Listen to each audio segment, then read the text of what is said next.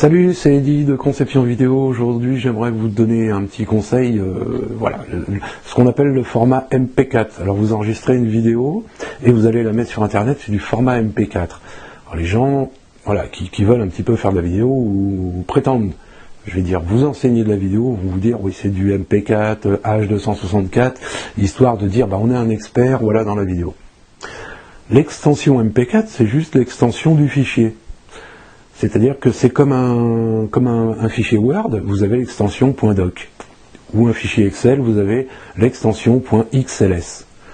Pour une vidéo, ça va être une extension .avi, .mov, .move, ce qu'on dit move, on appelle ça move, .avi, .mov. Vous avez du MPEG, MPG ou MPEG. Vous avez aussi du MP4. Le MP4 qui est privilégié pour mettre sur Internet. Et tous les navigateurs lisent du MP4. Les gens vont vous dire c'est du H264. Vous occupez pas de ça. Le H264 c'est le conteneur.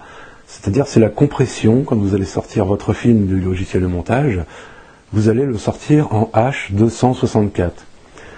Vous avez aussi sous Linux ou sous Apple, c'est du X264, même si on l'appelle H264. Mais vous prenez pas la tête avec ça en fait.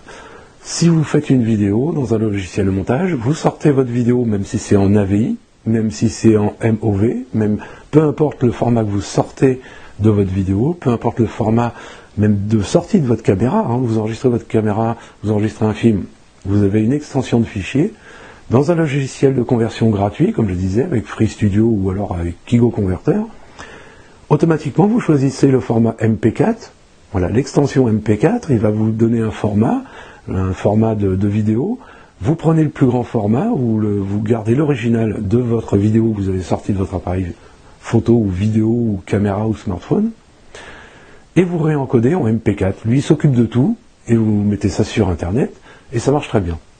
Même si vous avez, je vais dire, une sortie de vidéo sur votre smartphone, ou votre appareil photo, ou n'importe quelle caméra, avec une extension, peu importe laquelle, AVI, MOV, ou MPEG, ou ce que vous voulez, vous l'envoyez sur YouTube, vous l'envoyez sur Facebook, directement, eux vont le réencoder, c'est un petit peu plus long, mais ils vont le réencoder pour pouvoir diffuser sur Internet. Donc, tout ce qui est extension, vous en occupez pas trop. Si vous arrivez à le lire, si vous mettez sur Internet et vous regardez avec un autre appareil, si vous arrivez à le lire, c'est qu'il l'a bien réencodé.